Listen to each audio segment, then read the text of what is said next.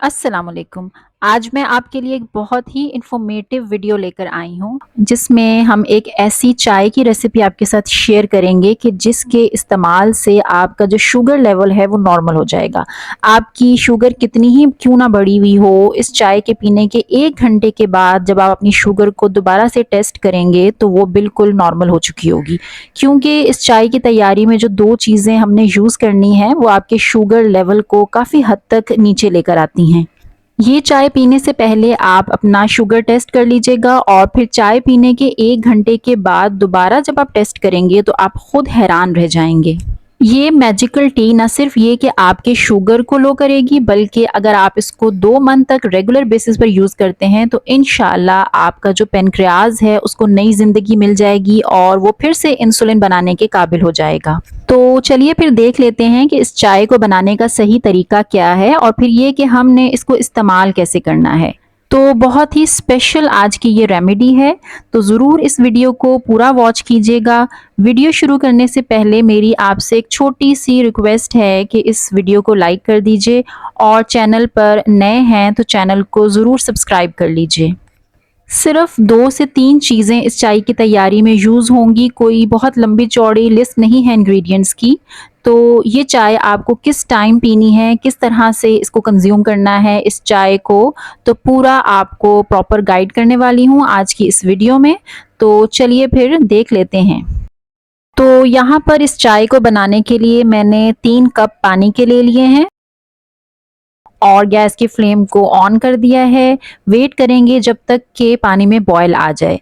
तो पानी में जब तक बॉयल नहीं आएगा हमने इसमें कोई चीज़ ऐड नहीं करनी है, सिर्फ 2 ही इंग्रेडिएंट्स हैं जो कि हम यूज़ करके इस चाय को तैयार कर लेंगे। तो ये देखिए पानी में बॉयल आ चुका है और अब इस पॉइंट पर आकर आपने इसमें ऐड करने हैं वो 2 इंग्रेडिएंट्स, जिनमें से पहला इंग्रेडिएंट है मेथी दाना। मेथी दाना शुगर के लिए बहुत ही ज़्यादा फ़ायदेमंद चीज़ है। मेथी दाना के इतने ज़्यादा फ़ायदे हैं कि अगर मैं यहाँ पर इस वीडियो में डिस्कस करने बैठूँ तो ये वीडियो बहुत ही ज़्यादा लंबी हो जाएगी। इस तरह के बीज के जिनको हम बहुत ही बेफ़ायदा समझते हैं और अपनी डाइट का हिस्सा नहीं बनाते हैं, यही वजह है कि आजकल नित नई बीमारियां जन्म ले रही हैं। पुराने लोग ऐसी चीज़ों को जैसे कि मेथी दाना हो गया, कलौंजी हो गई, राई दाना वगैरह, इनका इस्तेमाल अपने रोज़मर्रा के खानों में करते थे और इसीलिए वो सेहतमंद भी होते थे और तरह-तरह की बीमारियों का शिकार भी नहीं होते थे। लेकिन आजकल के मॉडर्न ज़माने में हमने अपने बाप-दादा की रिवायतों को तो बिल्कुल ही भुला दिया है। तो ये मेथी दाना तो शुगर के मरीज़ों के लिए ख़ास तोहफ़ा है, इसलिए उनको लाज़मी इस्तेमाल करना चाहिए मेथी दाना।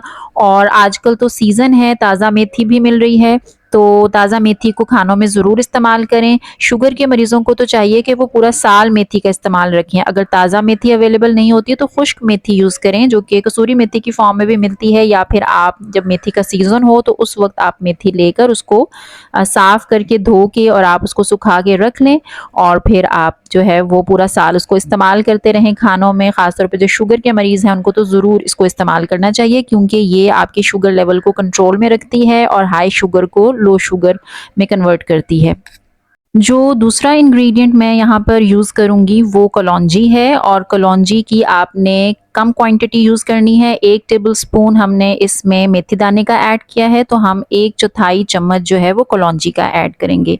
और कलौंजी के बारे में तो आप सभी जानते हैं कि कितने फ़ायदे की चीज़ है, अल्लाह ने इसमें हर बीमारी की शिफ़ा रखी है।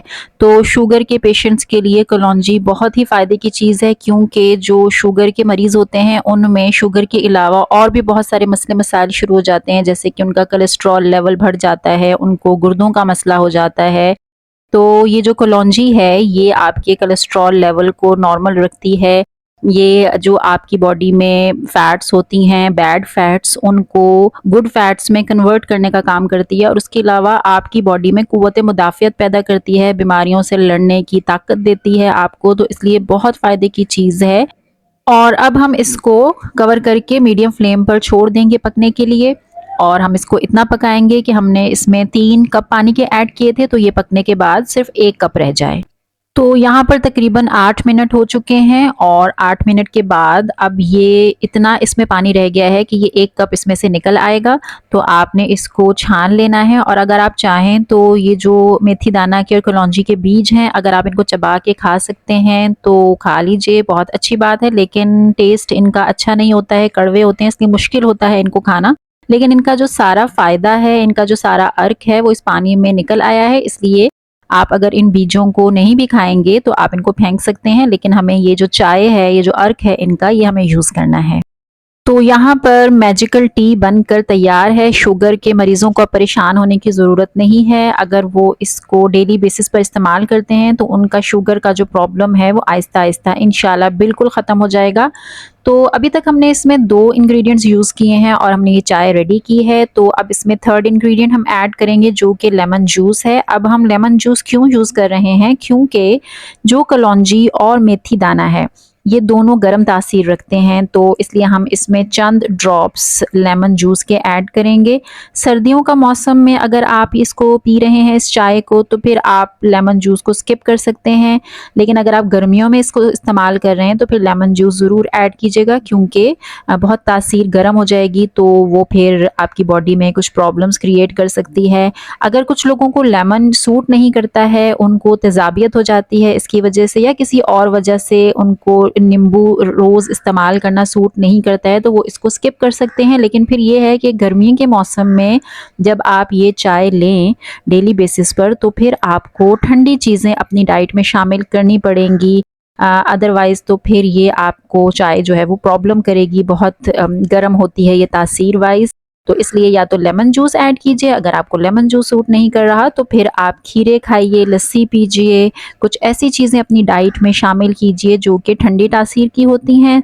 तो फिर ये इसके इफ़ेक्ट को बैलेंस कर देंगे और ये चाय जो है वो आपकी बॉडी में गर्मी पैदा नहीं करेगी और आप इसको डेली बेसिस पर बड़े आराम से कंज्यूम कर सकते हैं।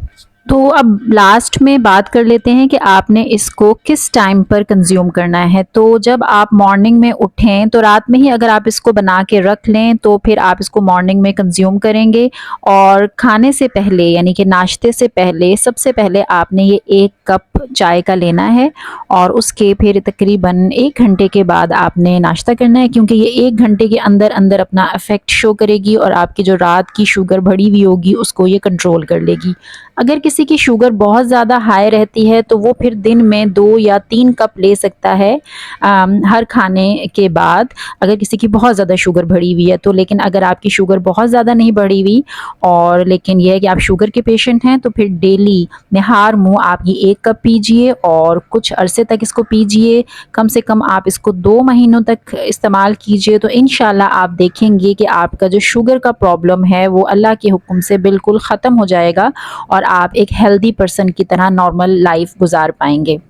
तो ये बहुत ही इफ़ेक्टिव रेमेडी थी जो कि मैंने आप सब लोगों के साथ आज शेयर की है। आप इसको ज़रूर इस्तेमाल करके देखिएगा, आपको खुद यकीन आ जाएगा कि कितनी इफ़ेक्टिव ये रेमेडी है। बस ये है कि आप जो है वो इसको इस्तेमाल करने से पहले एक बार शुगर टेस्ट कर लीजिएगा, फिर ये 1 कप आप चाय का कंज्यूम कीजिएगा और इसको पीने के 1 घंटे के बाद आप दोबारा से अपना जब शुगर टेस्ट करेंगे तो आपको खुद ही यकीन आ जाएगा कि किस कदर ये इफ़ेक्टिव है। तो आई होप कि आज की जो वीडियो है वो आपको पसंद आई होगी। अगर ऐसा है तो लाइक कर दीजिए, अगर आप हमारे चैनल पर न्यू हैं तो काइंडली सब्सक्राइब कर लीजिएगा। मिलते हैं फिर किसी न्यू वीडियो के साथ।